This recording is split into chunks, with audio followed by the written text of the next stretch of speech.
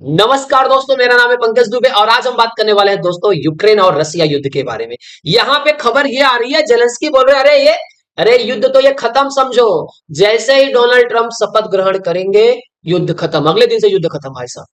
अब बोला जा रहा है भैया, बोला जा रहा है वॉर विल एंड सूनर, बहुत जल्दी खत्म हो जाएगा। उसके पहले खबर ये आई कि जो बाइडेन ने बोला कि हम यूक्रेन को इतना ज्यादा पैसा दे देंगे, इतना ज्यादा वेपन्स दे देंगे कि ये अगले 1 साल तक लड़ते रहेगा, कोई प्रॉब्लम नहीं होगा। अब जो बाइडेन चाहते हैं जेलेंस्की को कि जेलेंस्की 1 साल और लड़ ले, लेकिन जेलेंस्की बोलते हैं नहीं नहीं नहीं, हम नहीं लड़ने वाले हैं। एक्चुअल में यहाँ पे देखा जाए ना, तो जो बाइडेन का जो बोलते हैं ना, जो एडमिनिस्ट्रेशन था वो कुछ और चाहता था। वो रसिया को सबक सिखाना चाहते थे एक बार और। इनकी इच्छा थी कि जो 1991 में हमने रसिया को 15 भागों में तोड़ दिया, कुछ ये वैसा वापस करना चाहते थे, लेकिन वैसा उसका एकदम अपोजिट हो गया। तो इनकी बोलते हैं ना, पूरी जो कहानी थी, जो अफगानिस्तान से भागे ये वो किए, सारा व्यर्थ हो गया। तो चले जरा डिटेल में समझते हैं कि पूरी कहानी है क्या। अब यहाँ पे देखिए दोस्तों, खबर ये बोली जा रही है कि ट्रंप ने बोल दिया जेलेंस्की को एकदम क्लियर, भाई या तो तू मेरी बात सुन, अगर तू मेरी बात सुनेगा तो मैं युद्ध खत्म करवा दूंगा, तू मेरी बात नहीं सुनेगा तो ठीक है भाई, जो तेरा को समझ में आता जा तू तेरा देख ले। अब यहाँ पे एकदम क्लियर बोल दिया गया। तो जेलेंस्की का भाई साहब, 1 साल अगर युद्ध लड़ेंगे, 1 साल के बाद क्या होगा? 1 साल का बोलते हैं ना, जो बाइडेन अगर इनको मदद कर भी देते हैं, 1 साल के बाद क्या होगा?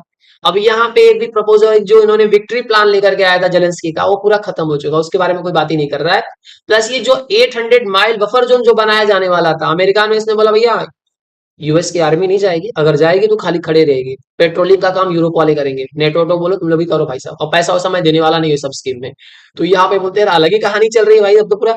अब यूक्रेन सोच रहा है हमारे पास रास्ता ही क्या बचा है, जब अमेरिका अपना हाथ पीछे ले लेगा, पैसा देगा ही नहीं, तो कौन करने वाला मदद? कितना यूरोप मदद कर लेगा, कितना नेटो अलग से मदद कर लेगा भाई साहब। अब ये भी इसमें क्लियर है कि देखिए पुतिन को क्या चाहिए था, युद्ध कब खत्म होगा, मेन मुद्दा था नेटो का। अब ट्रंप ने क्या बोल दिया, यूक्रेन तुम 20 साल तक कभी सोचना भी मत कि तुमको नेटो का मेंबर बनना है। 20 साल बहुत लंबी समय होता है, तब तक पता नहीं ट्रंप जिंदा रहेंगे कि पुतिन जिंदा रहेंगे, जेलेंस्की जिंदा रहेंगे नहीं रहेंगे। तो 20 सालों तक तो भैया ये बोलते हैं ना, नेटो में ज्वाइन करने के बारे में बात ही नहीं करेंगे, तो उस पर भी एक एग्रीमेंट हो सकता है। प्लस जैसे ही अब ये बोलते हैं ना, ट्रंप जीत करके आए चुनाव, उसके बाद तो रशिया ने दम धागा धाम धाम दम बोलते हैं ना, बोला जा रहा है कि 70 दिनों के बाद इन्होंने बोलते हैं ना 100 से ज्यादा मिसाइल ड्रोन मार दिया, सीधा कहां पे, क्यू पे मारा है। ले भाई साहब, ले दन दना दन दन। अब इनकी क्या इच्छा थी, जैसे ही जो बाइडेन चुन करके आए, इन्होंने अफगानिस्तान से पूरी अपनी सेना बुला ली और बोला कि चलिए अब टारगेट करेंगे हम किसको, रसिया। इनके दिमाग में क्या चल रहा था, इन्होंने बोला देखिए अमेरिका और बोलते हैं ना यूएस और सोवियत यूनियन के बीच में 1945 से लेकर के 1991 तक कोल्ड वॉर चला।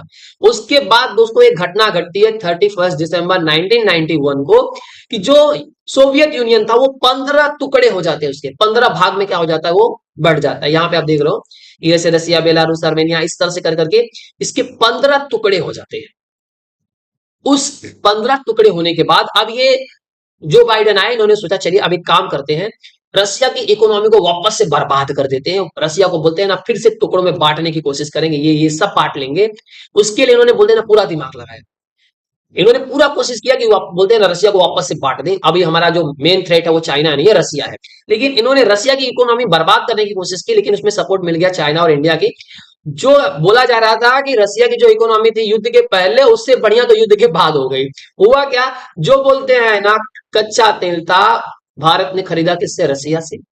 और रिफाइन करके पेट्रोलियम प्रोडक्ट्स जितने थे कहां पे बेचा, यूरोप में। यूरोप को सबसे ज्यादा पेट्रोल, जो बिगेस्ट एक्सपोर्टर बना है यूरोप को पेट्रोल का, वो कौन बन गया, भारत बन गया। चाइना ने दन दन दन दन खरीदा, भारत ने भी खरीदा। नेचुरल गैस तो बोलते हैं ना, यूरोप वाले बोलते हैं छुप छुपा के खरीदे ही खरीदे, तो रसिया को कुछ फर्क ही नहीं पड़ा। अब ये जो बाइडेन की जो इच्छा थी ना भाई सब, वो पूरा बोलते हैं ना खत्म हो गई। ये चाहते कुछ और थे और मैटर कुछ और गलत हो गया। अब इन्होंने देखो सामने से खुद से युद्ध नहीं लड़ा, इन्होंने यूक्रेन को भिड़ा दिया, बोला यूक्रेन तू लड़, तू बीच में रहा भैया, प्रॉक्सी की तरह। जैसे ईरान ने प्रॉक्सी रखा है, वैसे यूएस ने प्रॉक्सी बना करके किसको यूज किया, यूक्रेन को। तबाह कौन हुआ, यूक्रेन। मरे कौन, किसके लोग, यूक्रेन के। यूक्रेन तबाह हुआ। अब यूक्रेन समझ गया है कि भैया हमको यूज किया गया है, इसलिए इनके बोल क्या हो गए, बदल गए। नहीं तो पहले बोलते थे जो भी पीस टॉक होगी हमारी शर्तों पे होगी, हम जैसा चाहेंगे वैसा करेंगे, हमें अरे भारत को ऐसा बोलना चाहिए, गले नहीं लगना चाहिए, वो नहीं करना चाहिए। सब चुपचाप बैठे, हाँ मैं जो बोलोगे सब रेडी है। जेलेंस्की ने बोला भैया कि अभी बस ये ट्रंप क्या बोले या शपथ ग्रहण करेंगे, बस बहुत जल्दी क्या हो जाएगा, युद्ध उद्ध सब खत्म हो जाएगा। और एक इंटरव्यू में सैटरडे को जो हुआ, इन्होंने पूरी तरह से माना इस बात को कि जो सिचुएशन है ईस्टर्न यूक्रेन में वो बहुत ज्यादा खराब है। रसिया दिन पे दिन क्या करते जा रहा है, आगे की तरफ बढ़ते जा रहा है। अब इन्होंने बोला कि देखिए अब हम क्या करना चाहिए, सीरियस बोलते हैं यूक्रेन क्या करेगा, एकदम सीरियसली कन्वर्सेशन करने वाला है ट्रम्प के साथ कि किसी तरह से ये युद्ध क्या किया जाए, खत्म किया जाए। एक्चुअल में देखिए यहाँ पे क्या हो रहा है, अब धीरे धीरे बोलते हैं ना, रसिया बन गया है एनाकोंडा। अब धीरे धीरे बोलते हैं ना यूक्रेन को निगलते जा रहा है, निगलते जा रहा है। ये जो आप जो ये पूरा जो एरिया देख रहे हो, कौन सा, ये जो रेड वाला आप देख रहे हो यहाँ से, ये इसके पहले वाला जो एरिया है, क्रीमिया तो 2014 में कब्जा कर लिया था रसिया ने। अब धीरे धीरे रसिया क्या कर रहा है, आगे की तरफ बढ़ते जा रहा है, बढ़ते जा रहा है, बढ़ते जा रहा है, और यूक्रेन को धीरे धीरे निगलते जा रहा है। तो यूक्रेन भी एकदम जोश में आया था, इन्होंने बोला था देखिए हमने रसिया की भी बोलते हैं ना कुछ टेरिटरी कब्जा कर लिया था, इन्होंने ये कुर्स वाला रीजन किया था यहाँ वाला।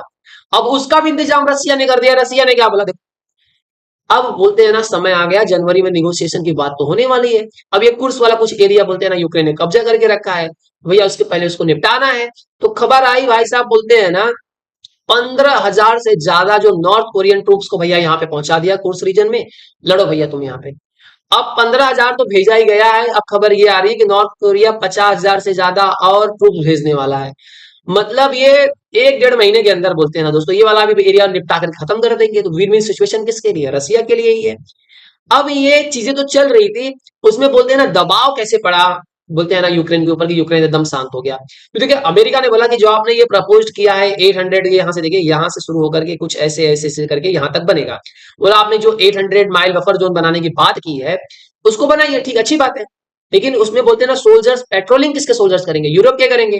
और यूएस के सोल्जर्स आगे यहाँ पे खड़ा रहेंगे, पेट्रोलिंग ट्रेनिंग नहीं करने वाले, और ना तो हम फंडिंग वंडिंग देने वाले, पैसा वैसा देने वाले नहीं। युद्ध खत्म करो तो भैया हम आएंगे बात करने के लिए।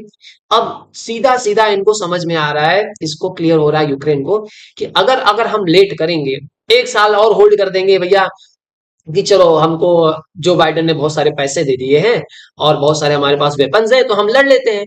तो अब उसमें क्या होगा, 1 साल के अंदर चीजें बदल जाएंगी। अभी तक तो बोले यहाँ तक ही है, रसिया यहाँ तक ही है, क्या पता फिर पता चला यहाँ तक पहुंच जाए, क्या पता चला फिर यहाँ तक पहुंच जाए। अब 1 साल में इतना कब्जा कर लिया, तो फिर क्या होगा, 1 साल के बाद तुम्हारे पास कुछ भी नहीं बचेगा, तो ये पूरा आराम से हड़पेगा रसिया।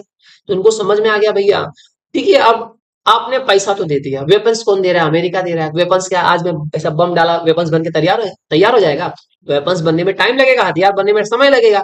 हथियार बन करके रेडी होने के पहले तक तो प्रेसिडेंट बन जाएंगे, ट्रम्प बोलेंगे ये हथियार कहाँ जा रहा है, चलो उसको रोको, लगा देंगे सैंक्शन, कुछ ना कुछ तो बोलते हैं टेढ़ाकांडी कर ही देंगे, चीजें रुक जाएंगी वहां पे, समय वेपन्स मिलेगा लेकिन लेट मिलेगा, क्या ही कर लोगे तुम बताओ। तो ये सब सिचुएशन देख करके जेलेंस्की को एकदम अच्छे से समझ में आ गया भैया कि अब मेरे पास कोई चारा नहीं है, मुझे बोलते हैं ना ट्रम्प की बात मान लेंगे। अगर ट्रम्प की बात मान लेंगे तो ट्रम्प थोड़ा सा मेरे को फेवर देगा, और ट्रम्प की बात नहीं मानूंगा तो ट्रम्प पूरा फेवर दे देगा किसको, रसिया को, मार इसको, मार गिरा के, जैसे बोलते हैं ना नेतन्याहू को बोल दिया, नेतन्याहू को बोला भैया सिंह लगा, अब कोच हमास को कोच, हिजबुल्लाह को कोच, हुतीज को कोच, जब ईरान भी आया तो ईरान को सीधा ऐसे घुसेड़ दे। तो इसमें बोलते हैं ना ट्रम्प के आने के बाद बोलते हैं ना पूरे वर्ल्ड की जियो पॉलिटिक्स बदलने वाली है दोस्तों। तो आई होप सो दोस्तों आपको ये समझ में आ गया, एकदम क्लियर समझ में आ गया होगा कि बोलते हैं ना जेलेंस्की के जो बोलते हैं ना बड़ी बड़ी बातें थे एकदम दब के बिगी बिल्ली क्यों बन गए, और चुपचाप यही चाहते हैं भैया आप किसी तरह से बोलते हैं ना पीस स्टॉप हो जाए, क्योंकि इनको पता चल चुका है हम जीत नहीं पा रहे हैं। इतने ज्यादा इनके बोलते हैं ना सोल्जर्स मर चुके हैं कि अब इनको समझ में नहीं आ रहा है कि अब मैं करूँ तो करूँ क्या। उधर से नॉर्थ कोरिया बोलता है कितना सोल्जर चाहिए भैया लेके जाओ। तो आई होप सो दोस्तों ये पूरा वीडियो आपको पसंद आया होगा। दोस्तों अगर वीडियो पसंद आया तो वीडियो को लाइक करके हमारे चैनल को सब्सक्राइब कर लीजिएगा। And thank you so much for watching this video.